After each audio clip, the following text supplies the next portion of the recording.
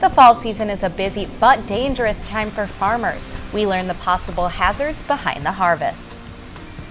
And get ready to cast your vote. We have exclusive interviews with Waverly candidates coming up. And what can we expect for weather this week? We'll have your full forecast later in the show.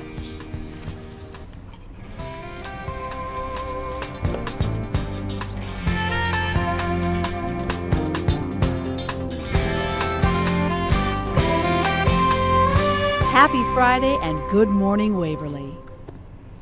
Good morning, Waverly. I'm Jacqueline Schutte. And I'm Kelsey Bemis. We'll get to our local news in just a bit, but first let's take a look at your morning weather.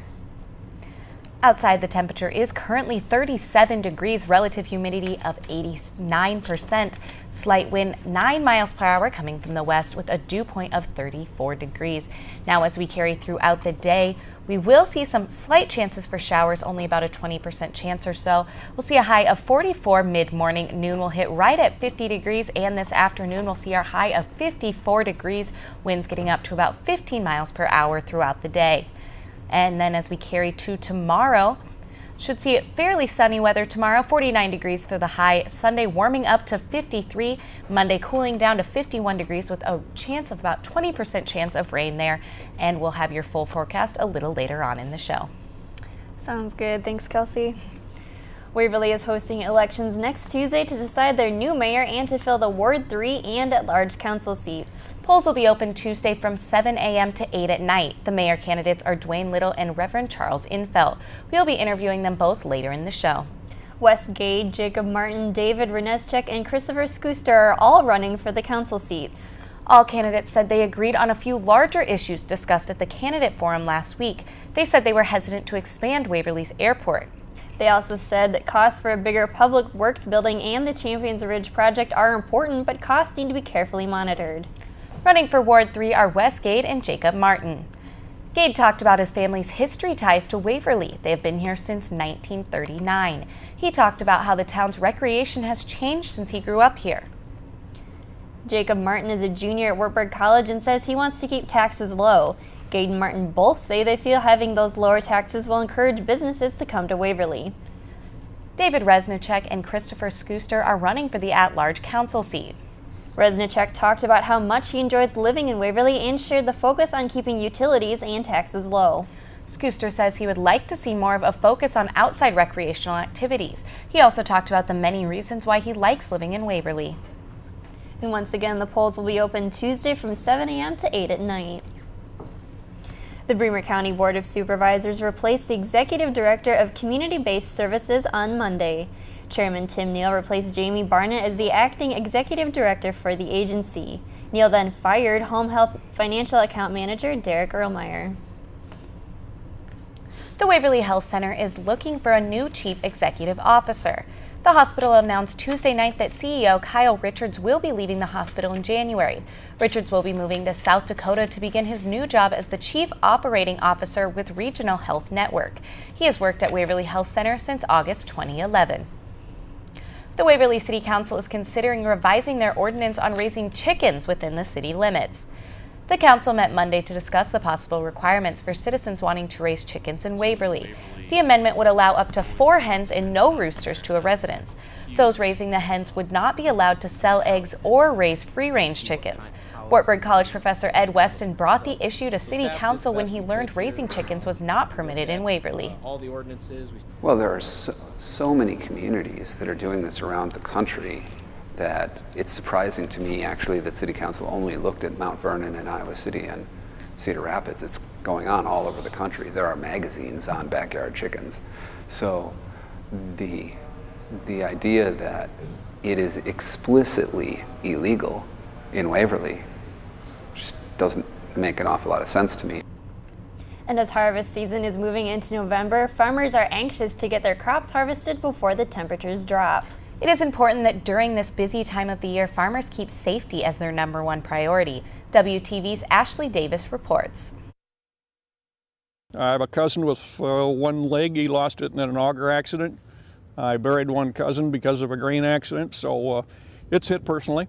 That can happen really fast, and you know, it was an accident, but you know, there really wasn't any reason that shaft couldn't have been covered, and he got his coat caught in and it took his life. And of course, realizing after my friend lost his arm how close I came to that, and again, those things just it just shows how in a split second, something you've done 100 times can be fatal. Whether it's tending to livestock, operating heavy machinery, or climbing to the top of a grain bin, dangers are always lurking in the everyday lives of farmers. These dangers are at their highest risk in the fall when farmers are in the fields harvesting what they've worked all year for. Accidents do happen, and it's just, always keeping safety foremost in your mind, so that number one, you want to have a good harvest, but number two, you want to be alive to enjoy it. As farmers put in long days to get their crops in, being efficient and taking safety precautions are essential. Taking shortcuts, and many times we all do them, but when there's an accident, they sometimes pay for them with their life or with a limb or something real serious that way. Machinery are basically safe. It's human errors that we have to watch. This time of year is especially that during harvest season. It's always dangerous. Not only is it important for farmers to be cautious to avoid accidents, but everybody should keep a lookout for these big machines so everyone stays safe. The thing that I worry about as a farmer most of the time is on the roadways. A lot of times I'll be driving down the road with maybe 2 big loads of corn or something behind me, and I really can't see behind me very well, so I really try to be cautious. Farm machinery weighs about 10 times more than passenger vehicles, so keeping a safe distance from these heavy machines will help to avoid accidents. All of us have one goal, and whether it's my job or your job, and that my biggest goal in life is to come home at night. And same way for that farmer. It doesn't matter how much money he's making, if he's not able to come home at night alive, it's not going to really help him or his family. I think the key thing there is attention to detail. Humans cause most of the accidents, and just remember, you can't replace a life. So take a few extra seconds and it'll make a difference. Reporting for WTV, I'm Ashley Davis. According to the Iowa Department of Transportation, 5 deaths have been reported in Iowa on top of 79 farm equipment crashes this year. And coming up next on Good Morning Waverly, the legalization of medical marijuana in Colorado is impacting health decisions for one area family and their child. And get your full weekend forecast in just 2 minutes. Stay with us. Welcome back to Good Morning Waverly. The time is currently 10 after the hour. Now outside temperatures are just below 40 degrees, your high of 37 this morning, relative humidity of 89%, slight wind 9 miles per hour with a dew point of 34 degrees. Now, as we carry on throughout the day, we will see some slight chances of rain before noon, about a 20% chance there between the 9 a.m. and noon hour. And then we'll also see high temperatures in the 50s, about 54 for your high. We'll reach that high at about 3 p.m. today with winds of about 15 miles per hour. Now carrying into tonight, we'll see a high of 36 degrees there, winds 10 to 13 miles per hour. Early sunset, 6:03 p.m. tonight. And tomorrow we'll head into little nicer, 49 degrees there, partly sunny, wind 11 to 15 miles per hour. Mostly sunny there. We shouldn't see any chances of rain tomorrow with a sunrise of 7:45. And as we carry throughout into Sunday, going to see a high of 53 degrees, so it's warming up, mostly sunny that day as well. Monday we'll see 51 for the high and about a 20% chance of rain there. And then as we carry a little further, those chances of rain are going to increase. Tuesday we'll see a chance of about 70% of rain there, 53 for your high, 44 for your high on Wednesday, but shouldn't see any chances for rain there. So going to cool down slightly, but then as we carry on throughout our day, throughout our week, we should see rain, but definitely getting into those cold November temperatures. As long as it's not snow yet. Yes, no snow yet, okay. So we can be thankful for that. Right. Nicole Lyons joins us now to tell the story of one family's search to find a cure for their daughter. Iowa native Rachel Selmeski has seen multiple doctors and has traveled to 3 different states to find medical treatments for her daughter. Her next step, moving to Colorado. You'll probably be spasming, but that's our life. Starting at just 6 weeks old, little Maggie had her first seizure. At 9 months, she developed spasms that are damaging to her brain. So even though they're brief, the combination of everything adds up. Maggie is 17 months old, but her brain development is that of a 3-month-old. Her medical condition is not allowing her brain to grow. So I have her on a handful of different supplements to try to keep her, try to balance out her body the best that we can. Since surgery is not an option and the medications aren't helping her spasms, the Solmeskis are turning to medical marijuana. Started researching it a little more. And then really when we saw the CNN documentary, that kind of sealed the deal. Our family was able to watch it also. So we instantly had the support of everyone. Maggie will not actually be smoking the marijuana. Instead, the plant material is put into olive oil, which is then given to her through her food. And actually to start, she's going to get like 0.06 milliliters, so a very, very small amount to start with. That means once Maggie is started on the medication, she can't leave Colorado. As a result, she won't be able to go visit family and friends. They have to visit her. That the minute we would cross over state lines with it, obviously if we take her with us, it's in her system. It's a drug trafficking, and then it's also child abuse because we're giving it to our child. A year ago October, the Solmeskis were told Maggie wouldn't live for very long. Rachel said anything that they do for Maggie is to benefit her life, and that's the best they can do for her at this time. So we take each day one day at a time and look at each day we have as a blessing and try to do the best we can with each day. Rachel and Maggie moved to Colorado on Sunday, get the medication on Tuesday, and start the treatments on Wednesday. Back to you. Thanks, Nicole. Coming up next in Good Morning Waverly, a Wartburg College group will be leading the community through a spooky section of Waverly history. And learn about your candidates. We'll be speaking with Waverly Mayor candidate Dwayne Little when we come back.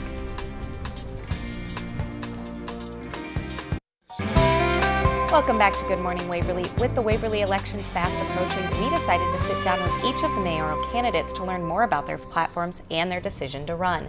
Joining me first is former City Councilman Dwayne Little. Thank you for joining me this morning. So can you briefly explain some of your experience with City Council?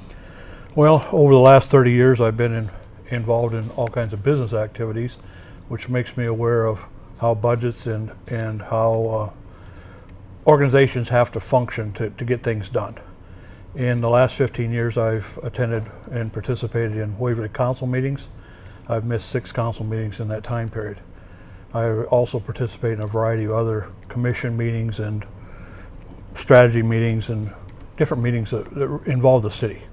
You've discussed that you, in the recent forum, you discussed your role as a property manager here in Waverly. How do you think that will help you in the mayoral position? Well, you have to be able to pick out what things people have in common, so that when there's a dispute or you're trying to get something done, you can pull those common denominators that people have together, and that's how you come to consensus. Okay. You also expressed that you believe it's important to cut spending and taxes to attract more young people to Waverly. So how do you think these can be cut? Well, for one, the city of Waverly hit its 810 limit quite a few years ago. But they didn't stop spending when they hit that limit. So they've been raising fees on a variety of everything from playing golf to water and sewer and solid waste bills. And at the same time, those water and sewer solid waste bills, or funds as they're called, have been accumulating enormous amounts of cash. There's approximately $2 million worth of cash sitting in those funds. Okay. And back to that a little bit, why do you think it's important to attract more young people to Waverly? No generation inherits itself. It's always the young generation that inherits it from the previous generation. When we were born, we inherited freedoms and liberties. And some of those freedoms and liberties have been chipped away. And in the process, they've been chipped away by how we spend money. If we don't get that under hand, then those liberties and freedoms aren't being inherited by the next generation. Okay. Now, what is one change that you believe is necessary for the city to thrive? Realize that the city is not ours, in that the staff and the mayor and people involved in day-to-day operations of the city, but the city belongs to the people. It's their city. Okay. It's not our city. Okay. And just very briefly, can you just wrap up your platform? Well, I would like to hear everybody's opinion about everything, and sometimes I seek that out. I will go to the person themselves and ask them, knock on their door, see them someplace out in public, and just stop them and ask them. And it's amazing that people will take time out of their day to talk to you and tell you how they feel about subjects. And it's real easy to pick that information up. And it's the best information. Okay. So that, if anything, it'll be a communication between citizens and their mayor. All right, thank you so much for joining us this morning. Now coming up, we hear from mayoral candidate Reverend Charles Infelt and his hopes for the future of Waverly.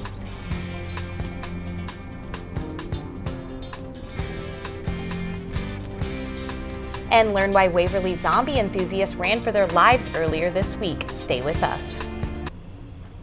Before the break, we heard from Dwayne Little. Joining me now is his opponent, Reverend Charles Infelt. He is also running for mayor in the city council election, which will take place next Tuesday, November 5th.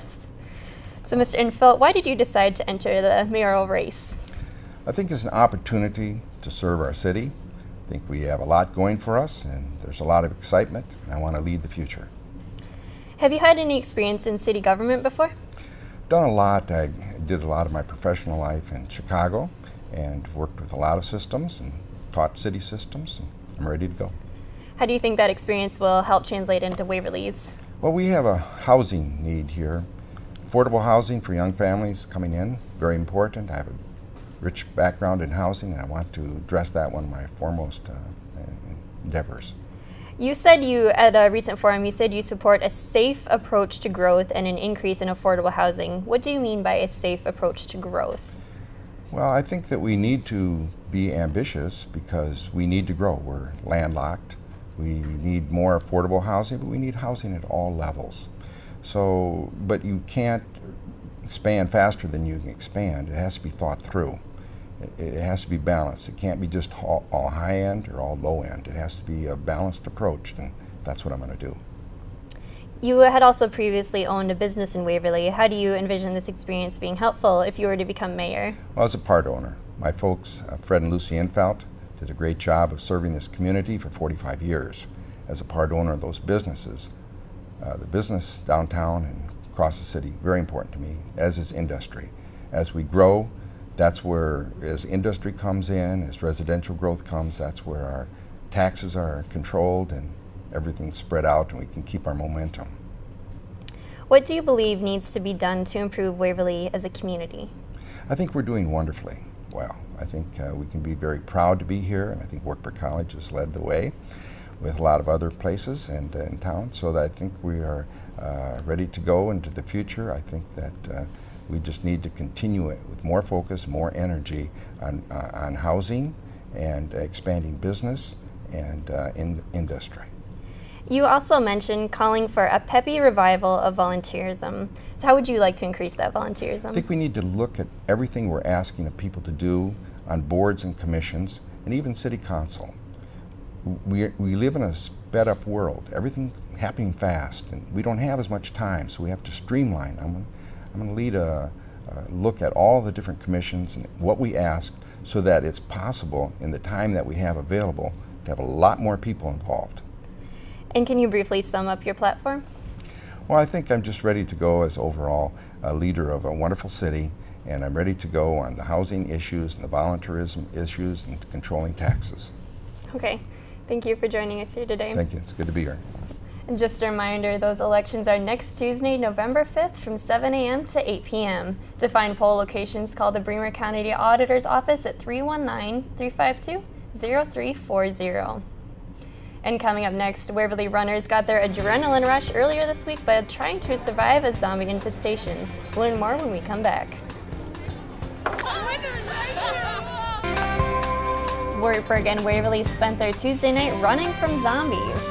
Wartburg College Dance Marathon hosted their first ever Zombie 5K at the Boy Scout camp outside of Waverly. Runners were faced with not only obstacles, but dozens of zombies as they ran through the woods. And if you're interested in learning some of Waverly's spooky history this weekend, Wartburg's Phi Alpha Theta Honor Society will be hosting a walk through Waverly Cemetery. The event is called Harlington Halloween and will take place at 8 p.m. You can register in the Humanities office at Wartburg College. The cost is $4 per person. And the Wartburg Cantori Chapel Choir will be making a trip to St. Paul's Church to perform Requiem this weekend. The singers have been working with the St. Paul's musical director on the 64-page musical piece by John Rutter.